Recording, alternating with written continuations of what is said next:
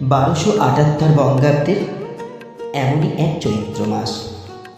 মা জয়রামবাটি থেকে প্রথমবারের জন্য যাত্রা শুরু করলেন দক্ষিণেশ্বরের উদ্দেশ্যে। মায়ের পিতা নিজেই মাকে সঙ্গে নিয়ে দক্ষিণেশ্বরের উদ্দেশ্যে যাত্রা করেন।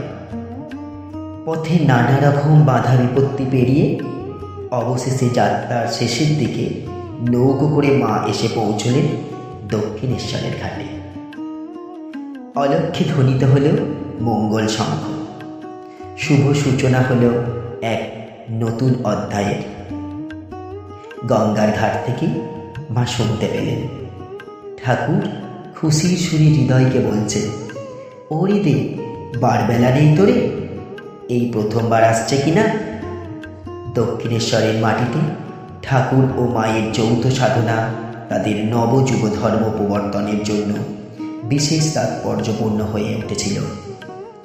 কামিনী কাঞ্চনের বর্জনের ত্যাগ এবং সর্বভূতে ঈশ্বরকে দর্শন করে শিব জ্ঞানী জীব সেবার ভাবনাকে বিশ্বে প্রচার করার জন্য এই দেব মানব দম্পতির যৌথ আধ্যাত্ম সাধনার বিশেষ প্রয়োজন ছিল। তাই দৈব ইচ্ছায় এই দৈব সত্তা দুটি একত্র মিলনের ক্ষণে ঠাকুর বলেছিলেন, তুমি এসেছ, বেশ করেছ, কারণ এখান থেকে যুগ ধর্ম প্রবর্তনের জ্ঞানদানের কাজটি আরম্ভ হবে। শুরু হলো এক নতুন অধ্যায়ের।